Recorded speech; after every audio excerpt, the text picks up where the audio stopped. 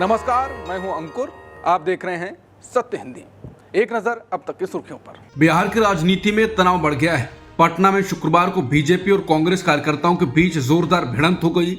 दरअसल बीजेपी ने दरभंगा की एक रैली में प्रधानमंत्री मोदी और उनकी मां पर की गई कथित अपमानजनक टिप्पणियों के खिलाफ पटना में प्रदर्शन किया। इसी दौरान दोनों दलों के कार्यकर्ताओं में झड़प हो गई। सोशल मीडिया पर वायरल वीडियो में कुछ लोग राहुल गांधी की रैली के मंच से मोदी और उनकी मां के खिलाफ गालियां देते हुए दिख रहे हैं। बीजेपी विधायक नितिन नवीन ने कहा कि बिहार का हर बेटा कांग्रेस को इसका जवाब देगा, हम इसका बदला लेंगे। वहीं केंद्रीय गृह मंत्री अमित शाह ने भी राहुल गांधी पर हमला बोला। शाह ने कहा कि राहुल गांधी अगर जरा भी शर्म रखते हैं तो उन्हें मोदी जी, उनकी दिवंगत मां और देश की जनता से माफी मांगनी चाहिए। बता दें, राहुल गांधी इन दिनों वोटर अधिकार यात्रा पर बिहार में आरजेडी नेता तेजस्वी यादव के साथ हैं। टीएमसी नेता साकेत गोखले ने कहा है कि कल से बीजेपी और उसका मीडिया लगातार ये खबर चला रहे हैं कि बिहार में पीएम मोदी को गाली दी गई, लेकिन ध्यान देने वाली बात यह है कि जिस वक्त ये कथित घटना हुई वहां विपक्ष का कोई नेता मौजूद नहीं था। फिर भी बीजेपी और मोदी समर्थक मीडिया राहुल गांधी और तेजस्वी यादव को जिम्मेदार ठहराने की कोशिश कर रहे हैं, सिर्फ इसलिए कि मंच उनके कार्यक्रम का था। अब सवाल यह है कि अगर यही तर्क सही है तो फिर प्रधानमंत्री मोदी उन एक्स अकाउंट्स के लिए माफी क्यों नहीं मांगते जिन्हें वो खुद फॉलो करते हैं और जो महिलाओं को रेप की धमकी देते हैं, गालियां देते हैं और नफरत फैलाते हैं। जब मोदी और उनके मंत्री खुद ऐसे आपत्तिजनक अकाउंट्स को फॉलो करते हैं तो क्या जिम्मेदारी की वही कसौटी उन पर लागू नहीं होनी चाहिए? वहीं सोशल मीडिया पर पीएम मोदी के खुद के बयान वायरल किए जा रहे हैं, जब उन्होंने जर्सी गाय, राहुल गांधी को हाइब्रिड बछड़ा, इसके अलावा सोनिया गांधी के खिलाफ कई अपशब्द शेयर किए जा रहे हैं। बिहार में वोटर लिस्ट से नाम कटने का मामला अब सुप्रीम कोर्ट पहुंच गया है। राष्ट्रीय जनता दल यानी आरजेडी ने सुप्रीम कोर्ट से अपील की है कि आपत्तियां और दावे दाखिल करने की आखिरी तारीख जो 1 सितंबर है उसे 1 हफ्ते और बढ़ाया जाए। आरजेडी की ओर से वकील प्रशांत भूषण ने बताया कि 22 अगस्त को सुप्रीम कोर्ट के आदेश से पहले करीब 80,000 दावे दाखिल हुए थे और आदेश के बाद लगभग 95,000 नए दावे आए हैं। सुप्रीम कोर्ट अब इस मामले पर सोमवार को सुनवाई करेगा। इससे पहले कोर्ट ने कहा था कि वोटर लिस्ट से जिनके नाम हटाए गए हैं वो आधार कार्ड या अन्य 11 मान्य दस्तावेजों के साथ दावा कर सकते हैं। बिहार चुनाव में स्पेशल इंटेंसिव रिवीजन यानी एसआईआर को लेकर विवाद की स्थिति बनी हुई है। इस बीच अब 3 लाख वोटरों को चुनाव आयोग का नोटिस गया है। इस नोटिस में बताया गया है कि उनके कुछ डॉक्यूमेंट्स में या तो गड़बड़ी या फिर उन्होंने कुछ दस्तावेज दिए ही नहीं हैं। इन वोटरों को 7 दिनों का वक्त दिया गया है। तय समय में उन्हें जवाब देना होगा। राहुल गांधी का दावा है कि गया जिले के नीदनी गांव में पूरा गांव एक ही घर में रहता दिखाया गया है। आरोप है कि वोटर लिस्ट में 947 वोटर एक ही मकान हाउस नंबर 6 के निवासी बताए गए हैं। राहुल गांधी ने सोशल मीडिया पर पोस्ट करते हुए कहा कि देखिए चुनाव आयोग का कमाल, पूरा गांव एक ही घर में बस गया। कांग्रेस का कहना है कि अगर एक ही गांव की ये स्थिति है तो पूरे राज्य और देश में कितनी गड़बड़ी हो सकती है, इसका अंदाजा लगाइए। हालांकि इस पर गया के डीएम और बिहार के मुख्य निर्वाचन पदाधिकारी ने सफाई दी है। उनका कहना है कि गांव और झुग्गी बस्तियों में घरों के असली नंबर नहीं होते, इसलिए नेशनल हाउस नंबर दिया जाता है ताकि वोटर लिस्ट बनाना आसान हो। डीएम कार्यालय की ओर से गांव के लोगों के वीडियो भी जारी किए गए हैं। इनमें ग्रामीण कहते दिखे कि उन्हें वोटर लिस्ट से कोई दिक्कत नहीं है। कांग्रेस सांसद राहुल गांधी वोटर अधिकार यात्रा के दौरान बिहार के मोतिहारी में एक बार फिर पीएम मोदी पर जमकर बरसे। उन्होंने कहा कि अगर मैं रोज आरोप लगा रहा हूं कि आप चोर हैं, प्रधानमंत्री चुप क्यों हैं? एक शब्द क्यों नहीं बोल रहे हैं? एक प्रधानमंत्री जो चोर है वो जानता है कि हमने उसको पकड़ लिया है। राहुल गांधी के हमले यही नहीं रुके। उन्होंने आगे कहा, मोदी जी डरे हुए हैं, उनको बात समझ आ गई है, उनकी चोरी पकड़ी गई है और वो भाग नहीं सकते। देश में अगर आज आम चुनाव हो जाएं तो एनडीए की सीटें बढ़कर 324 हो जाएंगी। यही नहीं, बीजेपी की सीटें भी 240 से बढ़कर 260 हो जाएंगी। हालांकि पार्टी बहुमत के जादुई आंकड़े 272 से नीचे ही रहेगी। इंडिया टुडे और सी वोटर के मूड ऑफ द नेशन सर्वे में ये नतीजे निकल कर आए हैं। सर्वे में ये पूछा गया कि अगर आज लोकसभा चुनाव हो जाएं तो किस पार्टी को कितनी सीटें मिलेंगी। सर्वे में सामने आया कि बीजेपी को 260, कांग्रेस को 97 यानी 97 और अन्य को 186 सीटें मिलने का अनुमान है। उत्तर प्रदेश के संभल में पिछले साल नवंबर 2024 में हुई हिंसा की जांच के लिए गठित 3 सदस्यीय न्यायिक आयोग ने गुरुवार को अपनी 400 पेज की रिपोर्ट मुख्यमंत्री योगी आदित्यनाथ को सौंप दी। इस हिंसा में 4 लोगों की मौत हुई थी और कई अन्य घायल हुए थे। रिपोर्ट के अनुसार संभल में शाही जामा मस्जिद के पुरातात्विक सर्वेक्षण यानी ASI के दौरान 24 नवंबर 2024 को हिंसा भड़की थी। सूत्रों का कहना है कि रिपोर्ट में संभल में हिंदुओं की आबादी में कमी और सांप्रदायिक तनाव को बढ़ाने वाली बातों का उल्लेख किया गया।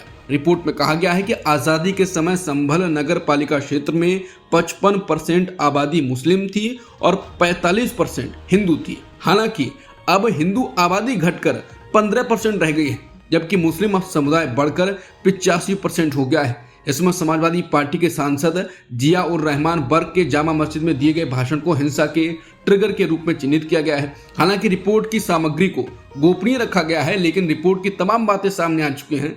विपक्ष ने इस रिपोर्ट पर सवाल उठाए हैं। कांग्रेस प्रदेश अध्यक्ष अजय राय ने कहा, यह एक गोपनीय रिपोर्ट है, लेकिन इसके बारे में पहले ही मीडिया में चर्चा हो रही है। ये सत्तारूढ़ दल की समाज को बांटने की रणनीति है। युवा रोजगार चाहते हैं, किसान परेशान हैं, लेकिन बीजेपी हिंदू मुस्लिम के मुद्दे को हवा दे रही है।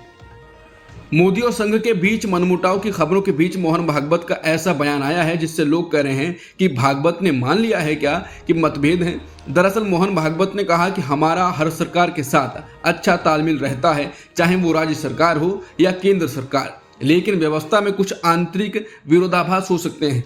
ये वही व्यवस्था है जिसे अंग्रेजों ने शासन करने के लिए बनाया था, इसलिए इसमें सुधार की जरूरत है। हम चाहते हैं कि कुछ काम हो, लेकिन कुर्सी पर बैठा व्यक्ति चाहे हमारे पक्ष में 100% क्यों ना हो, उसे काम करने के लिए स्वतंत्रता देनी होगी। वो कर पाएगा या नहीं, ये उसकी परिस्थिति पर निर्भर है। इसमें कोई झगड़ा नहीं है। संघ और बीजेपी के बीच मतभेद की खबरों पर सफाई देते हुए भागवत ने कहा, ये सब केवल एक भ्रम है। उन्होंने कहा कि बीजेपी और संघ में मतभेद हो सकते हैं, मनभेद कभी नहीं। मोहन भागवत ने स्पष्ट किया कि संघ निर्णय लेने वाला संगठन नहीं है। 75 वर्ष की उम्र में रिटायरमेंट वाले बयान पर विवाद के बाद अब RSS सरसंघ चालक मोहन भागवत ने सफाई दी है और कहा कि मैंने कभी नहीं कहा कि मुझे रिटायर होना चाहिए, न ही मैंने कहा कि किसी और को रिटायर होना चाहिए। उनकी ये सफाई तब आई है जब भागवत ने हाल ही में मोरोपंत पिंगले के उस नजरिए का जिक्र किया था जिसमें उन्होंने 75 वर्ष की आयु को एक ऐसी सीमा के रूप में देखा जहां व्यक्ति को अपनी जिम्मेदारियों को दूसरों को सौंप देना चाहिए। उनके इस बयान के बाद सवाल उठने लगे थे कि भागवत का ये बयान किसके लिए है, खुद के लिए या PM मोदी के लिए या फिर बीजेपी RSS से जुड़े सभी लोगों के लिए। ऐसे ही उठते सवालों के बीच अब भागवत की सफाई आई। RSS प्रमुख मोहन भागवत ने भाजपा अध्यक्ष के चयन में RSS की भूमिका पर बोलते हुए बड़ा बयान दिया। उन्होंने कहा कि मैं शाखा चलाने में माहिर हूँ, भाजपा सरकार चलाने में माहिर है। हम एक दूसरे को सिर्फ सुझाव दे सकते हैं। उन्होंने आगे कहा कि हम फैसला नहीं करते, अगर हमें फैसला करना होता तो क्या इसमें इतना समय लगता। उन्होंने कहा कि संभव ही नहीं है कि संघ ही सब तय करता है। मैं 50 साल से शाखा चला रहा हूँ, वो कई साल से राज्य चला रहे हैं। हर किसी की अपनी विशेषज्ञता है, सलाह दी जा सकती है, लेकिन फैसला उसी फील्ड का होगा। संसद में पास हुए CM PM जेल में रहने पर पदमुक्त बिल पर भी उन्होंने कहा कि हमारा नेतृत्व हमेशा साफ और पारदर्शी होना चाहिए। संसद जो भी तय करेगी, संघ की सहमति भी उसी में होगी।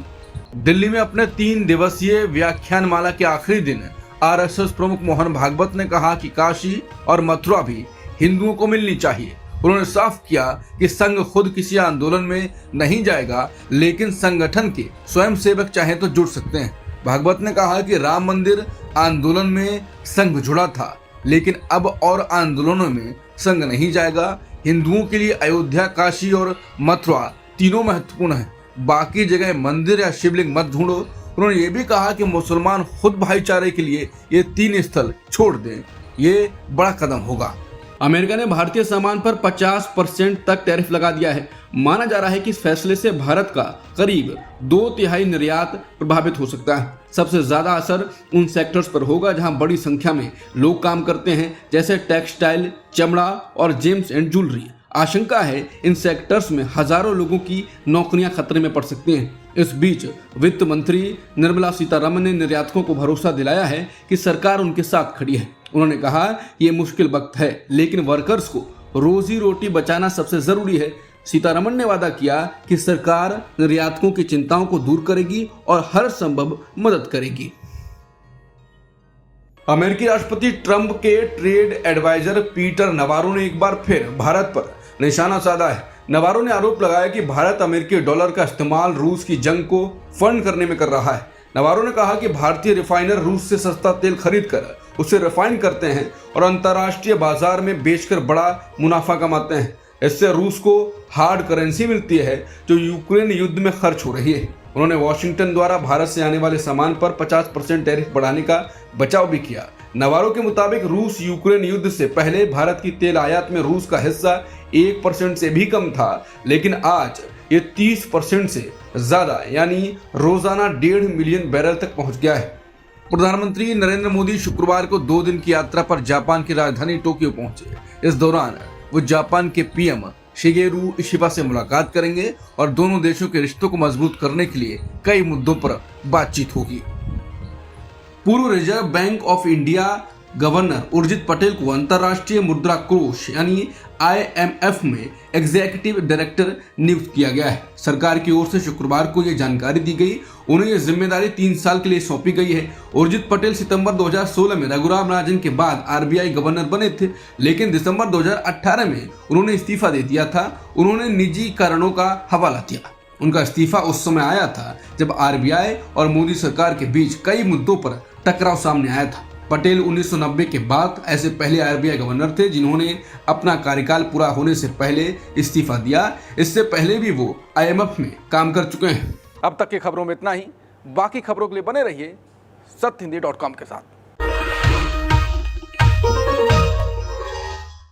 Copyright disclaimer under Section 107 of the Copyright Act 1976. Allowance is made for fair use for purposes such as criticism, comment, news reporting, scholarship, and research. Fair use is a use permitted by copyright statute that might otherwise be infringing.